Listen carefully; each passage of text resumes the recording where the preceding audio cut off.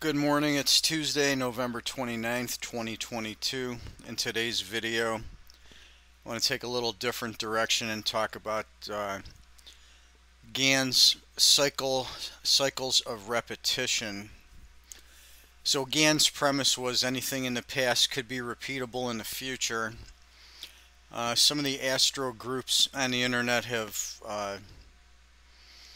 made a long-term search of trying to identify certain planetary cycles that would repeat after a certain amount of repetitions. But what I found in the tunnel through the air book is that Gann used a lot of anchors and then measured cycle lengths off of those anchors to get key points in time.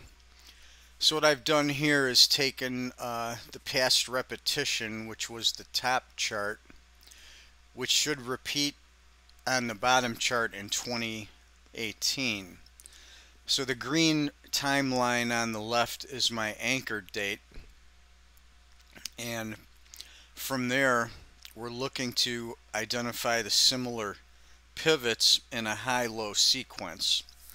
So if you follow through on this chart, you can see that I've gone from my anchor, I've gone to low, to a high, to a low, to a high, to a low, to a high, to a low, and so on, and mark the corresponding repeat on the more current chart underneath. Now you'll see that not every pivot in the market is associated with this cycle.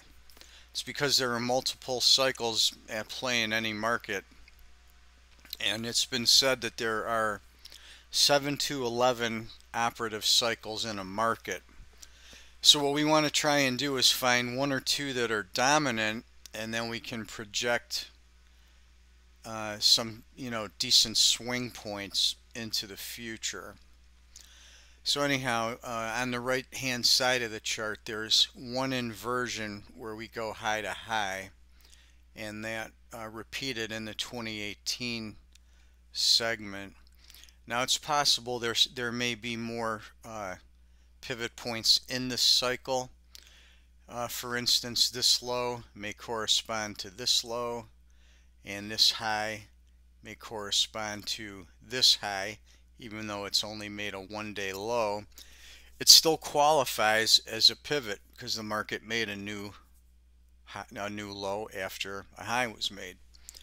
So sometimes you're going to get these, those one-day type pivots, but that's just, the nature of this beast. But anyhow, this is something that I had looked at in the past and let this go for a long time, and then some other study brought this idea back, and I had been looking this from planetary combinations and longitudes only. I hadn't looked at this from the standpoint of using anchors yet, but everything else that I've seen in the tunnel book is connected to an anchor, so why not these cycles of repetition? Anyway, I just want to throw that out there and give you guys something else to think about.